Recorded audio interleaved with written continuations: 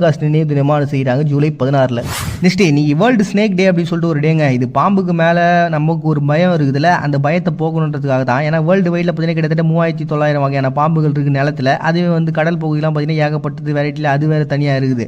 But இருந்தாலும் இந்த 3900ல் நம்மளை பாதிப்பு ஏற்படுத்துறது அப்படின்னு பார்த்தீங்கன்னா வெறும் 600 வகையான பாம்புகள் தான். அதுக்கு தான் விஷம் இருக்குதான். அதுலேயும் பார்த்தீங்கன்னா 3ல் 1 பங்கு தான் பார்த்தீங்கன்னா நம்ம இறப்பு இந்த மாதிரி நம்ம பாதிக்கப்படுறோம்ல அந்த விஷயங்கள் வந்து நடக்குது அப்படின்ட்டு. கிட்டத்தட்ட 2000 பாம்பால் தான் நமக்கு பிரச்சனை.